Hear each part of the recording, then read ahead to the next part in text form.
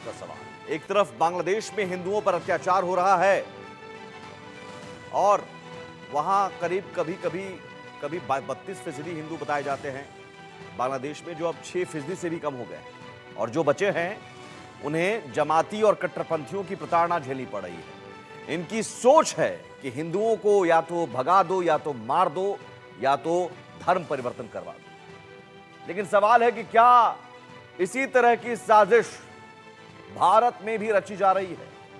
सवाल का जवाब है हां, इसी तरह की साजिश और सोच रखने वाले यहां भी हैं। लेकिन जरा सोचिए कि अगर ऐसी जहरीली सोच रखने वाले किसी राज्य में लगातार 3 बार से मंत्री हो, कोलकाता जैसे महानगर के मेयर हो, जी हां, ममता बनर्जी के सबसे भरोसेमंद नेता फरहाद हकीम का जो बयान आया है वो इनके और इनके जैसे लोगों के खतरनाक मंसूबे और जहरीली सोच को जाहिर करते हैं। लेकिन सवाल है कि ऐसी सोच वालों को साथ रखना क्या वोट बैंक की मजबूरी है? क्या ऐसी सोच वालों के खिलाफ नहीं बोलना और खामोश रहना भी सियासी मजबूरी बन जाती है? तो क्या पहले बंगाल और फिर देश को बांग्लादेश बनाने की ये साजिश है, ये पूरी तैयारी है? तो क्या सियासी वोट बैंक के लिए देश की सुरक्षा के साथ भी खिलवाड़ किया जा रहा है? हम एक ऐसे कौम से हैं जो कौम, बंगाल में तो हम 33% हैं, मगर हिंदुस्तान में भी हम सिर्फ 17% है और हमें माइनॉरिटी कम्युनिटी कहा जाता है। मगर हम अपने आप को माइनॉरिटी नहीं सोचते हैं। हम सोचते हैं अगर अल्लाह की रहमत है हमारे ऊपर, अगर तालीम हमारे साथ है, तो हम एक दिन मेजॉरिटी से भी मेजॉरिटी हो सकते हैं और हम अपने अल्लाह की ये मेहरबानी होगी जो हम अपने ताकत से ये हासिल करते हैं। हमारे कौम बहुत सारे जगह हम देखते हैं, कुछ भी होता है तो मोमबत्ती भी छील करते हैं। We want justice, we want justice. हम कहते हैं मिছিল करके जस्टिस मांगने से नहीं होगा। अपने औकात, अपने रुतबा ऐसे जगह पर बढ़ा जो तुम खुद जस्टिस देने के लायक होगे। जस्टिस मांगोगे नहीं, जस्टिस दोगे।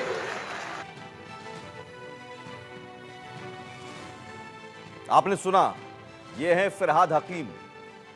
फरहाद हकीम को लेकर ममता बनर्जी, उनका आशीर्वाद कितना है ये भी आपको बताएंगे। फरहाद हकीम कौन हैं और कैसे फरहाद हकीम का दबदबा है ये भी आपको बताते हैं, और इससे पहले कैसे विवादित बयान दिया उन्होंने ये भी आपको बताएंगे।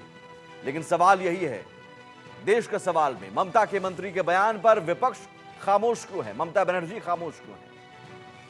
और क्या ममता बनर्जी के राज में बंगाल बांग्लादेश बनने की राह पर है? क्या मुस्लिम कट्टरपंथियों के सहारे सियासत करने की मजबूरी बन गई? मुस्लिम वोट बैंक के लिए देश की सुरक्षा के साथ समझौता क्यों?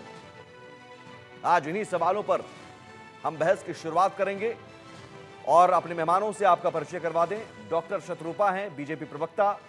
संदीप त्रिपाठी हैं, कांग्रेस के नेता। AK मिश्रा हैं, वरिष्ठ पत्रकार। मुफ्ती शमून कासमी हैं, मुस्लिम धर्मगुरु। महामंडलेश्वर स्वामी शैलेशानंद गिरी हैं, हिंदू धर्मगुरु। लेकिन उससे पहले जरा दर्शकों की जानकारी के लिए फरहाद हकीम कौन है और इससे पहले विवादित बयानों का इनका सिलसिला पहले भी रहा है और किस तरह के जहर पहले भी उगले हैं और उसके बाद भी मंत्री बनते हैं, मंत्री बने रहते हैं, ये जरा ग्राफिक्स के जरिए दिखाइए दर्शकों को पूरी स्क्रीन पर। फरहाद हकीम ने पहले भी ये जहर उगला है, आपको तारीख के हिसाब से बताते हैं। ये ग्राफिक्स स्क्रीन पर रखिए। फरहाद हकीम ने पहले भी जहर उगला है। 3 जुलाई 2024 को फरहाद ने गैर मुस्लिमों को बदकिस्मत बताया था। फुल स्क्रीन ग्राफिक्स रखिए। सार्वजनिक तौर पर इस्लाम कबूल करने का आह्वान किया था। आप समझिए कि ये तो पहला बयान ऐसा नहीं है कि फरहाद हकीम ऐसा कहते हैं। फरहाद ने गैर मुस्लिमों को बदकिस्मत बताया था। 3 जुलाई 2024 को सार्वजनिक तौर पर इस्लाम कबूल करने का आह्वान किया था और उससे पहले अप्रैल 2016 में तो उन्होंने पश्चिम बंगाल के 2 मुस्लिम बहुल इलाकों को मिनी पाकिस्तान करार दिया था। तो लेकिन फिर भी फिरहाद हकीम को इनाम मिलता रहा। अब अगला ग्राफिक्स, फिरहाद हकीम को अगला वो जो इनाम, लगातार 3 बार से मंत्री हैं।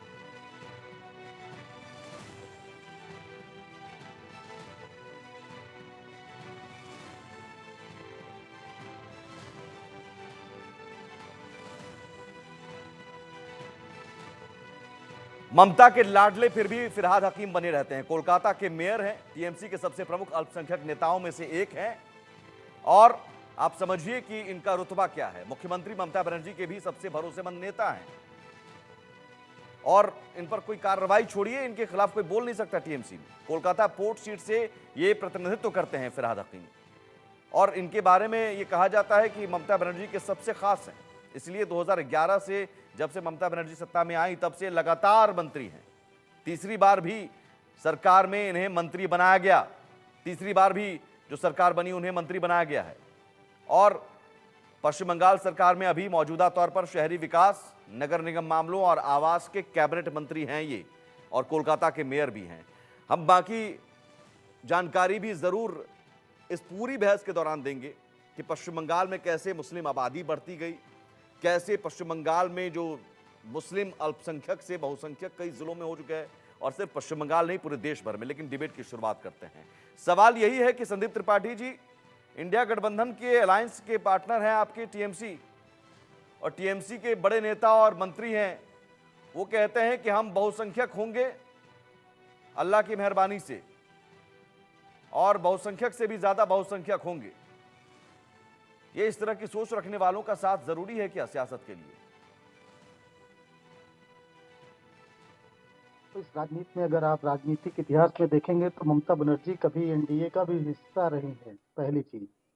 दूसरी चीज देखिए, हम किसी भी कट्टरपंथी विचारधारा का समर्थन नहीं करते हैं, ना हम कठमुल्लों का समर्थन करते हैं, ना ढोंगी पंडितों का करते हैं।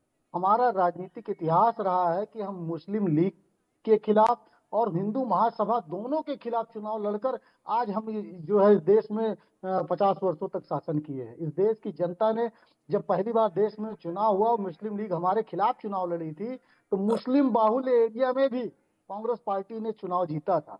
तो ये कहना कि मुस्लिम है इसी वजह से उनकी विचारधारा से समर्थन लोगों का इत्तेफाक होगा, तो मुझे नहीं लगता कि ओवैसी से बड़ा इस समय कोई चेहरा मुस्लिमों का कथित रूप से है। जैसे भारतीय जनता पार्टी अपने आप को हिंदूवादी बताती है, लेकिन उसी बंगाल के ही एक नेता का बयान 2021 में जो मुख्यमंत्री के दावेदार थे, जहां तक मुझे याद है स्वप्नदास गुप्ता जी, उनका कहना था कि जो है बंगाल का हिंदुत्व नॉन वेजिटेरियन है, यानी मांसाहारी है।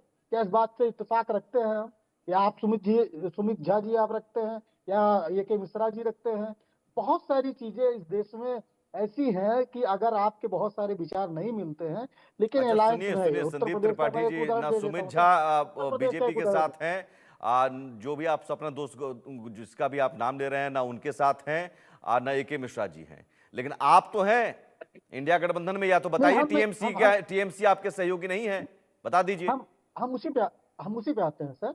तो हम ये कह रहे हैं कि इसी उत्तर प्रदेश में अभी भारतीय जनता पार्टी ने एक नारा दिया, कटोगे तो बटोगे, ऐसे करके। अरे भाई, बटोगे कटोगे आप पर चले जाते हैं। एक सेकंड, मैं ही कह रहा हूं कि इस बयान में आपको खतरा नजर नहीं आ रहा है? सियासत छोड़िए साहब, खतरा नजर नहीं आ रहा? बांग्लादेश नहीं देख रहे हैं क्या क्या हो रहा है वहां पर? सुमित झा जी, मैंने पहले ही बंगाल को बांग्लादेश बनाने की साजिश आपको नजर नहीं आ रही है? इस तरीके का बयान का समर्थन नहीं करते हैं। रही बात अगर बांग्लादेश के हिंदुओं की आप बात करते हैं, तो तृणमूल कांग्रेस और कांग्रेस के सिवा सदन में बांग्लादेश के हिंदुओं का मसला किसी पार्टी ने नहीं उठाया। अच्छा, आप बताइए मुझे, भारतीय जनता पार्टी ने नहीं उठाया एक क्या? सेकंड, एक क्या सेकंड, किया आप भारतीय जो जनता है पार्टी ने? दिखावे के लिए भारतीय उठाएंगे और जनता आपके पार्टी मंत्री, क्यों दिखावे के लिए? मैं मंत्री अरे कह रहा वाह! हूं, 3 बार के मंत्री, हम आपके कह रहे हैं सहयोगी दिखावे पार्टी के के लिए दे मंत्री दीजिए हैं, 10 रुपए कोलकाता के पहले। मेयर हैं, जाकर वो हीरो कहेंगे हीरोइन कि के हम साथ जो है फोटो खिंचाकर बहुसंख्यक ट्वीट बनेंगे, तो कर सकते हैं। इंशाअल्लाह अल्लाह की हमारे मेहरबानी से बांग्लादेश के हिंदू बहुसंख्यक भाइयों के बनेंगे। साथ नहीं बोल डॉक्टर सकते हो। शत्रुपा, डॉक्टर शत्रुपा, ये कैसा दोहरा रवैया है? एक तरफ कह रहे हैं कि हम हिंदुओं की बात कर रहे हैं और दूसरी तरफ कह रहे हैं कि हम बहुसंख्यक बनेंगे, तो हिंदू भाग जाएंगे क्या? सुमित झा जी नमस्कार। सबको नमस्कार। संदीप त्रिपाठी जी जैसे कह रहा है टिपिकल कांग्रेस स्पोक्सपर्सन है।